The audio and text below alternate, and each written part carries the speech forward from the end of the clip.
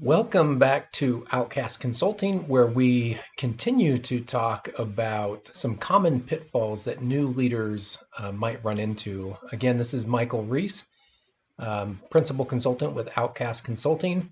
And in the previous video, we talked about some of the more common leadership mistakes that new leaders make, where kind of those higher level decisions or forgetting about some of the bigger picture type of items.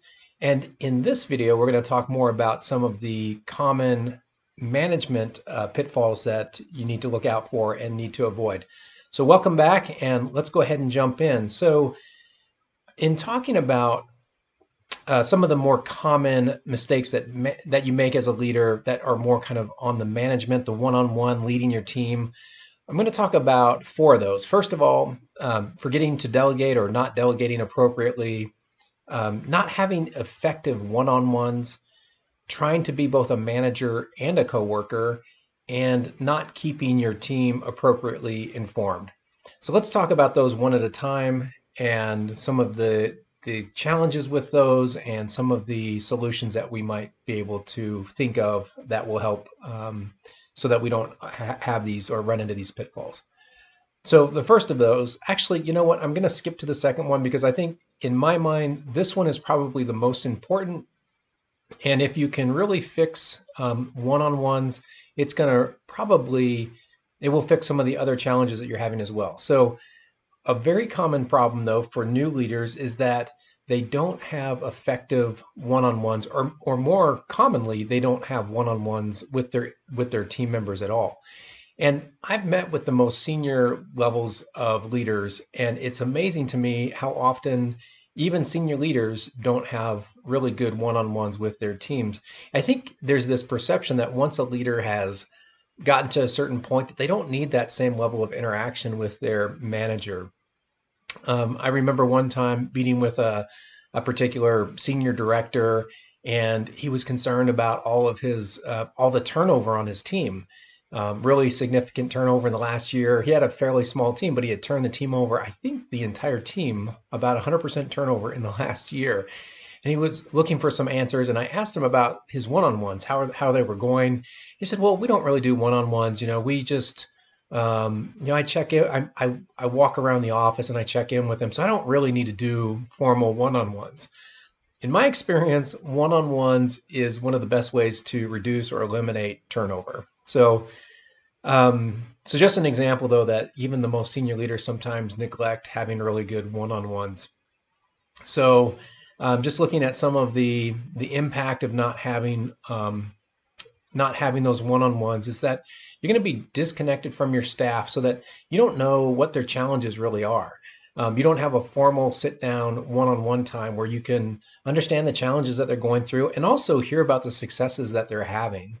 And so that's just really critical, especially early on as a new leader. I would recommend generally, as a new leader, you're probably going to be meeting with your staff on a really regular basis every week or maybe every other week. And then as you get to know them a little bit better and what their goals are and what the main projects that they're working on, you could probably taper those off a little bit. Maybe you only need to meet with them on a monthly basis, but it's really going to depend on the employee and what projects they're working on to determine like how frequently you really need to be meeting with your team members. It doesn't have to be the exact for every person. You need to definitely need to customize it for your staff members and provide the level of support that they need. But at a minimum, I would say you should be meeting with each team member at least on a monthly basis. So the problem is that oftentimes we don't have one-on-ones with our team members, and the fix is simply schedule one-on-ones. Make sure that you're meeting with your staff on a regular basis. In a future training, I do talk in great detail about what an effective one-on-one looks like. But in a nutshell, make sure that you get it on the calendar so that your team members know that they can count on a specific time where they're going to have a dedicated, manager to employee conversation where they can bring up issues that they may have. So that's the minimum. And then look for further training in the future about what a really good, effective one-on-one looks like. Okay, so that's the first most common mistake that I see with in kind of that management category. The second one is not delegating. So this can be for a couple of reasons. Oftentimes, as a new leader, you're a little bit concerned about giving away work because you have this perception that I was brought into this role so that I could work and I could do things. I'm going to be a hands-on manager. So I'm a little bit afraid to give that work away because I don't want to overburden my staff. I don't want to be seen as a manager who I don't want to be seen as a manager who doesn't do anything. They just pawn everything off on the staff. And so we neglect to delegate. The other reason is that it might be a control issue. Like we know that if we're doing the work ourselves, that we can be guaranteed the result. And so we are afraid to delegate because we're not quite confident in our team members that they're going to be able to give us the result that is going to make us look successful and good in front of our boss. So the solution to this is that you just have to start delegating, and you can start small. So as a new leader, it makes a lot of sense that you're going to be a little bit hesitant giving too much to some of these employees that maybe you don't know a ton about. But start small. Start with a small project, or start with a small assignment. Let people gain your trust, and you'll begin to trust them as they complete these assignments. They'll get to know like how frequently they need to check in with you and provide progress reports to give you the confidence to make sure that you're working towards and going to meet milestones along the way. So start small, start giving people assignments right away, start delegating. And one other thing I didn't mention here is that if you don't delegate, what's going to happen is you are going to become the single point of failure. You're going to become the bottleneck in a lot of cases because everybody's going to start coming to you looking for solutions or answers to their problems. What you're trying to do as a leader is you're trying to set up your employees to be, we call them SMEs, or subject matter experts. You want your your employees to be subject matter experts. So whatever it might be, one employee might be this is the subject matter expert on cars. This is a subject matter expert on motorcycles. This is the one on bicycles. Like, you want to be able to refer questions out to those subject matter experts. So, and in doing that, those people, not only does it take workload from you, it also gives development opportunities to those individuals. So it feels really good to be a subject matter expert, the go-to person for certain things. Of course, you need to continue to, have continued one-on-ones so that you're following up with them and understanding where they fall in each of those assignments and make sure that they're meeting the obligations that you have. But you need to delegate and give them that opportunity. Okay, so the third thing that I talk about then, or the third pitfall to avoid, and this is a big one, trying to be both a manager and a coworker or friend, essentially not embracing your role. So this is really common. It's most common when an internal promotion takes place. So, one day I'm sitting with my team, I'm a coworker with them, we're having conversations in the break room. We're talking about we're kind of maybe we're talking about things that leadership's not doing right, or things that we know better as a group of staff members. We're commiserating together, we're bonding together, and then the next day, all of a sudden, I am their leader, and that relationship changes. And the biggest mistake is that leaders don't embrace that new role. I'm now a manager, I'm a supervisor, and that changes the relationship that you have with those individuals. So, for example, now as a leader, you have an obligation when the company rolls out a new process or policy. You have an obligation to fully understand the context behind that and why it's a good thing. And then you have the obligation to sell that, or to help persuade your team members to understand why this is taking place so that they can buy into the decision as well. So no longer are you able to be a really effective leader. You're no longer able to commiserate with your staff in the same way. Now, they can come to you and express concerns, and you can have an open door and listen to those concerns. But you can't get into the problem, or you can't get into the situation where you are bad mouthing or disrespecting leaders of the organization. And here's the thing, is that oftentimes Leaders will think, hey, I'm building this bond with my coworkers because I'm one of them. I'm talking to them, and I'm I'm empathizing with the concerns and the challenges that they're going through. So they're going to be like my friends, and we're going to build this bond. But really what happens is that they lose respect for you. They look at you as maybe a coworker, but they don't respect you as a leader. So the next time a difficult decision has to happen, you're not able to easily implement that because they're looking for someone that they can debate it with and commiserate with, and someone who's going to have empathy, but they don't look at you as someone who is helping them understand it and to persuade them and to explain the context behind it and why it's a good thing and helping them to manage that change. So, again, a big pitfall is not embracing your role as a manager, trying to be too much of a buddy buddy or a friend with the staff members. This doesn't mean that you can't have a good relationship and have fun with your team. You absolutely should. Occasionally, you're going to go out to, you'll do after dinner activity or you'll do after work activities with these individuals. You'll have fun with them. You'll do team building. That is absolutely things that you should be doing as a leader. But you've got to draw that line between being a leader and being a coworker.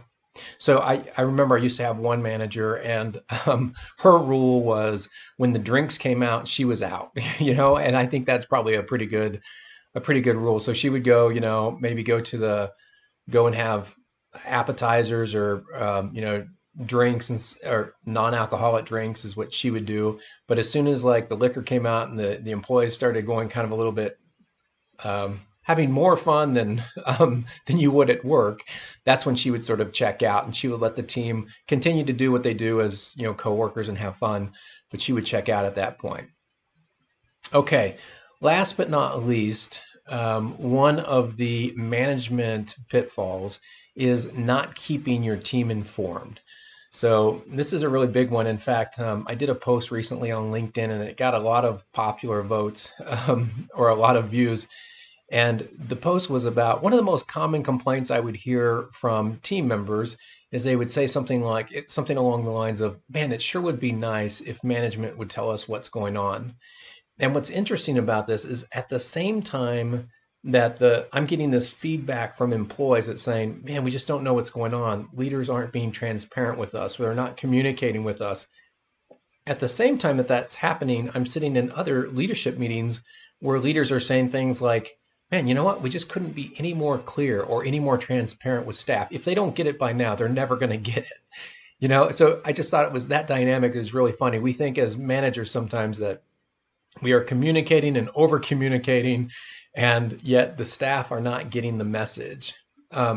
So my general rule of thumb there is that you communicate with your staff to a point where they start saying, enough, could you please stop? I don't need another email to open. You're being very clear. We get it. If something changes, let us know, but you're just telling us kind of the same thing over and over again. That's probably a sign that you've communicated the right amount. I know with this is being recorded in 2020, well, now it's April 1st of 2020, and we're right in the middle of the coronavirus, and I get phone calls on a daily basis from the school giving me updates. And not, I've got kids in high school and I get kids in junior high, and so I'm getting 2 calls every day to give me an update. And in most cases, there's absolutely no information, no new information to share. And so they start the whole communication starts with this, kind of the standard verbiage. Our main concern is that everybody's safe, and it's blah, blah, blah, blah, blah. And so I think they've done a good job communicating, even though I'm making fun of the school communication. I actually think they've done a really good job because they've gotten to the point where those who they're trying to communicate with are saying, enough, tell me when there's something new, but otherwise you don't need to, you've over communicated at this point. It's good. So that is a great problem to have, as opposed to the opposite, which is you're not telling me enough. I don't know what's going on. I'm in the dark, the school is communicating to the point where it's over communication in some cases. They're communicating when there's nothing new to tell. So I think they really do a good job of communication, and it's something that we can, I think, learn from as leaders as well. So those are the main mistakes in terms of management. And then just want to go to this slide and take a moment now that we've talked about these 4 areas. So, given your personality, what mistake are you most likely to make? So, when you think about these 4 areas, are you more likely to have trouble delegating because you don't trust your team or you don't want to burden your staff? Or are you concerned about not having effective one-on-ones? Or maybe you don't have one-on-ones scheduled right now? Are you trying to be both a manager and a friend or a coworker and not fully embracing your role? Or are you not keeping your team fully informed? So if when you look at those 4 items, what comes to mind? What jumps out to you as being the one that you go, yeah, you know what? I probably need to be really cautious around this one particular item. So think about that. And then once you've identified the one that you feel like you're at most risk of kind of stepping into that pitfall, then ask yourself, what are you going to do to avoid it? What are the steps that you're going to take? So if I'm not delegating because maybe I don't want to burden my staff, what are the 3 things that you're going to delegate over the next week or 2 weeks? What are you going to be very intentional about delegating? If you're not having really good one-on-ones or you're not having frequent enough one-on-ones, what are you going to do this week to fix that? Are you going to go out and schedule those one-on-ones, get them on the calendar, and make sure that they don't fall off the calendar? Make those like sort of sacred times that you make sure that you meet with your employees. And or is it that you've fallen into the trap of maybe being too buddy with coworkers, and you can tell that there's not the same level of respect, that your coworkers, your direct reports may not have that level of respect for you that they do for your boss. Why is that? And what can you do to change that? Do you need to be more careful about the conversations that you're having with them? Do you need to make sure that you're not talking about other team members when you're talking to one of your direct reports? And or is it that last one where you're not doing a good job of keeping them informed? And that one, in terms of fixing that one, it's really easy. It probably just need to add that. Again, if you have really effective one-on-ones, that probably fixes a lot of the challenges you may have with keeping your team informed. So think of which one you think is going to be the one that is probably the most likely for you to slip up in or have challenges in, and then set a goal to pick the one, set a goal of what you're going to do this week to make some changes to that. And then what are you going to do to make sure that that becomes a habit going forward? Okay, so that's the second section. If you haven't watched the previous video was talking about more leadership kind of concerns and challenges that or pitfalls that you may fall into. This one is more the management, the one-on-ones that you're having with your staff members and pitfalls related to those. And in the next one, then, we're going to start talking about some of the common mistakes with boss relationships. So look forward to talking to you about that the next topic in the next video. Thanks.